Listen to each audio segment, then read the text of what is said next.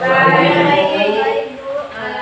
Sebelum itu Ibu meminta untuk ketua kelas menyiapkan tugasnya. Bu, bersiap. Beri salam. Assalamualaikum warahmatullahi wabarakatuh. Tidak. Guru, sebelum memulai pembelajaran, mari kita berdoa sesuai dan kepercayaan kita masing-masing. Berdoa dulu. Oke, baik. Sebelum itu Ibu akan mengabsen kalian satu-satu.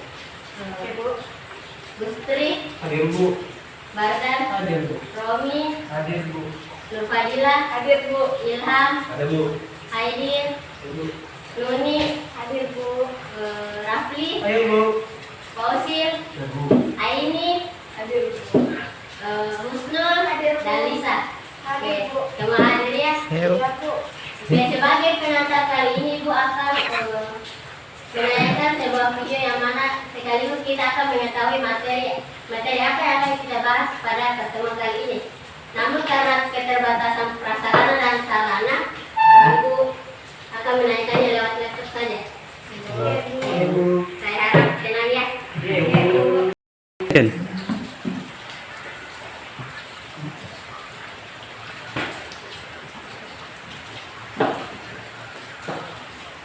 Kurang kedengaran Bu.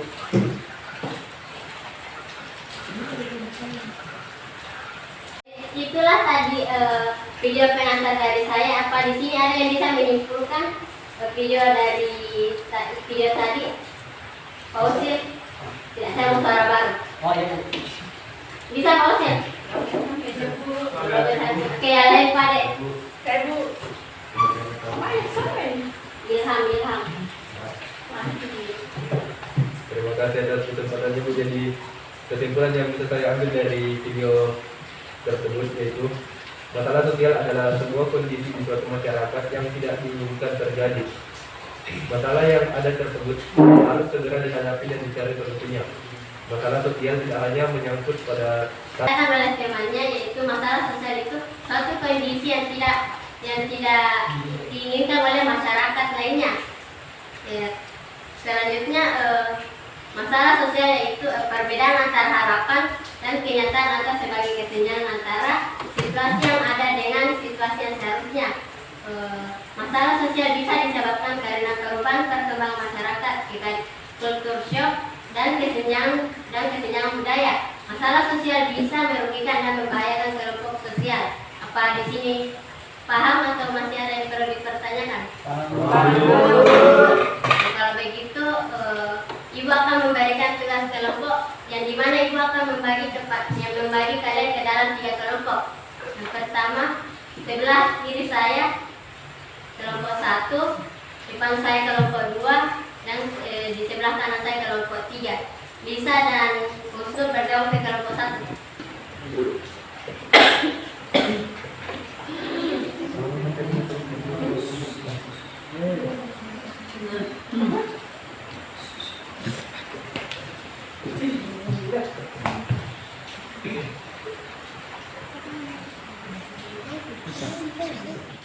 Sudah menuliskan materi apa yang akan kalian cari, yaitu kelompok 1 prostitusi dan premanisme, kelompok 2 kriminalitas dan kejahatan, dan kelompok 3 kesenjangan sosial ekonomi.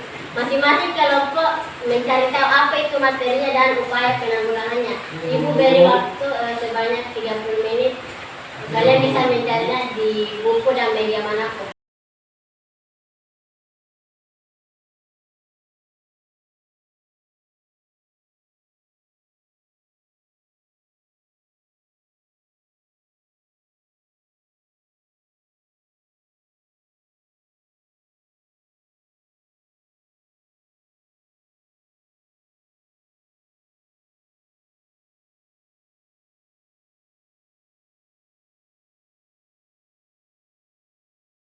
Oke anak-anak, apakah masing-masing kelompok sudah selesai mencari materinya? Sudah Bu. Begitu Ibu meminta perwakilan dari masing-masing kelompok untuk naik mempresentasikan hasil diskusinya. Kelompok yang mana dulu? Kelompok maju? Kelompok 3. Baik, kami dari kelompok 3 ingin mempresentasikan hasil diskusi kami yaitu mengenai kesenjangan sosial. Nah, kesenjangan sosial merupakan suatu kondisi di mana ada ketidakseimbangan antara kehidupan masyarakat, di mana ketidakseimbangan ini meliputi segala hal dalam aspek kehidupannya. Walaupun memang dikatakan sebagai kesenjangan sosial, namun kesenjangan ini meliputi berbagai hal dalam kehidupan yang mungkin dari perilaku kesehatan, politik maupun ekonomi. Selanjutnya, kesenjangan sosial menjadi masalah karena kondisi tersebut akan menimbulkan jarak sosial dan nantinya akan menimbulkan benih-benih kecemburuan sosial di dalam masyarakat. Umumnya, kesenjangan sosial di Indonesia disebabkan oleh dua hal, yakni stratifikasi sosial dan diferensiasi sosial. Nah, stratifikasi sosial adalah pelapisan masyarakat ke dalam golongan-golongan tertentu atau secara vertikal, sedangkan diferensiasi sosial adalah lapisan masyarakat secara horizontal. Adapun upaya dalam menanggulangi kesenjangan sosial adalah bisa dibagi dalam beberapa strategi. Nah, upaya tersebut dilakukan oleh pemerintah, yang antaranya adalah melaksanakan berbagai program untuk memastikan terpenuhinya kebutuhan warga miskin seperti layanan kesehatan, layanan pendidikan, serta pemenuhan kebutuhan rumah layak huni. Selain itu, ada pula kebijakan dalam memberdayakan usaha mikro kecil menengah dan koperasi atau UMKM melalui penyempurnaan terhadap pelaksanaan program kredit usaha rakyat atau KUR. Menerapkan kebijakan yang bertujuan mengikis jarak sosial antar warga seperti pelaksanaan pesta rakyat, pembangunan rumah sakit tanpa kelas dan semacamnya, serta pelaksanaan pemberantasan korupsi di Indonesia. Sekian dari saya. Apakah ada yang ingin dipertanyakan? Apakah ada kelompok lain yang ingin bertanya? Oke. Terima kasih. Kelompok selanjutnya siapa yang mau? Kelompok 1. Oke. Assalamualaikum warahmatullahi wabarakatuh. Saya perwakilan dari kelompok 1 ingin mempresentasikan hasil diskusi kelompok kami mengenai prostitusi dan premanisme. Masalah prostitusi dan premanisme. Prostitusi dengan julukan pekerja seks komersial atau PSK merupakan perdagangan manusia. Ada yang sengaja menjual dirinya melalui bandar atau mucikari. Ada yang melalui penculikan atau penipuan, bahkan ada yang melalui proses ekspor atau impor ke dan dari luar negeri. Prostitusi tidak hanya melibatkan perempuan dewasa, tetapi juga anak gadis di bawah umur. Premanisme tidak hanya berpraktik melalui cara-cara pemerasan atau pemalakan saja, tetapi sudah berkembang menjadi agen-agen kekerasan dan pembunuhan di tingkat elit. Premanisme sudah berkembang menjadi kejahatan kerah putih atau white collar crime. Termasuk di dalamnya adalah para pembobol perbankan dan para koruptor. Adapun upaya penanggulangannya yaitu 1. Upaya yang bersifat represif dengan jalan melakukan razia dan penangkapan para PSK dan preman. 2. Upaya yang bersifat rehabilitasi dengan jalan menampung dan membina PSK dan preman yang terkena razia. Dan yang 3. Upaya yang bersifat kontroversi, disediakan lokalisasi khusus praktik prostitusi yang letaknya jauh dari pusat kota dan pemukiman penduduk. Terima kasih. Apakah ada pertanyaan dari kelompok lain? Baik. Silakan. Apa maksud dari disediakan lokalisasi khusus praktik prostitusi dalam upaya yang bersifat kontroversi?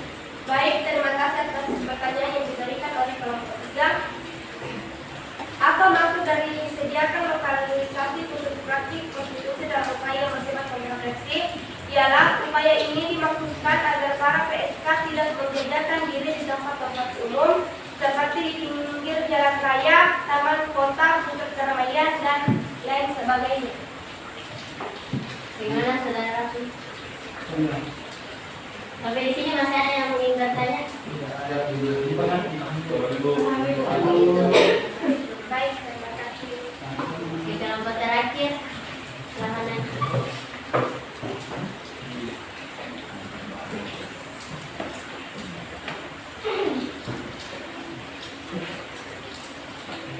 Baik, kami dari kelompok 2 akan mempresentasikan hasil diskusi kami mengenai masalah kriminalitas dan kejahatan.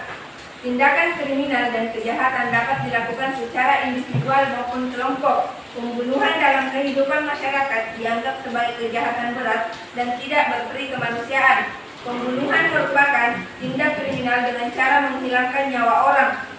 Perilaku ini dianggap sebagai tindakan penyimpangan perilaku yang menimbulkan masalah sosial karena melanggar norma sosial, agama, dan hukum. Adapun upaya untuk menanggulangi masalah kriminalitas dan kejahatan tersebut dapat dilakukan melalui tindakan preventif dan represif.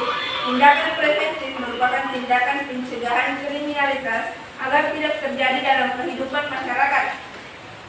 Sedangkan tindakan represif merupakan tindakan pemulihan terhadap kejahatan yang telah dilakukan agar tidak terulang kembali di masa depan dan sekaligus memberikan efek jera bagi para pelakunya.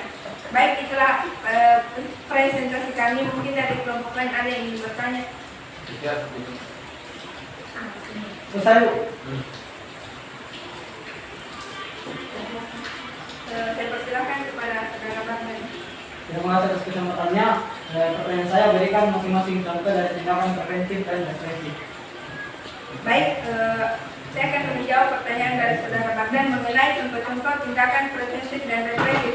Contoh tindakan preventif yaitu memberikan pendidikan sejak dini tentang nilai-nilai baik dan moralitas, serta menanamkan pada diri anak bahwa perbuatan kriminal dan kejahatan itu sangat merugikan diri sendiri dan orang lain. Sedangkan contoh tindakan represif yaitu melakukan rehabilitasi terhadap para pelaku kriminal atau kejahatan dengan cara menghukum pelaku sesuai dengan undang-undang dan tindakan kejahatan yang dilakukan. Apakah saudara Bagdan sudah mengerti? Paham, Bu. Baik, Mas Ari bertanya.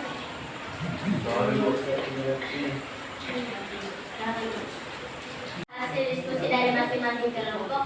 Di sini ada yang bisa menjelaskan kesimpulan dari materi kita. Ayo, Bu.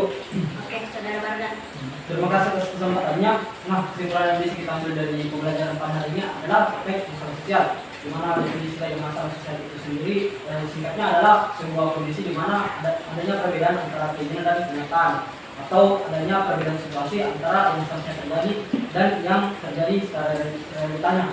Oke, adapun contoh-contoh dari permasalahan sosial yang telah kita bahas adalah prostitusi dan premanisme, di mana dalam menanggulangi prostitusi dan premanisme dilakukan upaya represif serta rehabilitasi. Adapun contoh lainnya yaitu kriminalitas dan kejahatan dilakukan dengan upaya represif dan preventif, yaitu tindakan untuk mencegah dan memulihkan mental atau mental atau tindakan yang telah dilakukan oleh pihak tersebut.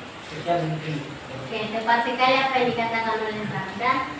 Sampai di sini ada yang tidak dipahami? Paham dulu. Oke. Jadi masalah sosial yaitu suatu ketidaksesuaian unsur-unsur sosial budaya yang terdapat dalam suatu masyarakat sehingga membahayakan kelompok sosial. Penanggulangan masalah-masalah sosial perlu melibatkan banyak orang seperti individu yang bersangkutan, keluarga, masyarakat sekitar, bahkan sampai ke tingkat nasional seperti pemerintah. Sudah paham? Paham, Bu. Saya rasa cukup untuk hari ini. Untuk ketua kelas telah disiapkan. Bersiap. Beri salam. Assalamualaikum warahmatullahi wabarakatuh. Duduk. Sebelum masuk pembelajaran, marilah kita berdoa sesuai agama dan kepercayaan kita masing-masing. Berdoa dulu. Selesai. Amin. Amin. Ya, Bu. Terima kasih, Bu. Terima kasih. Ya, Bu.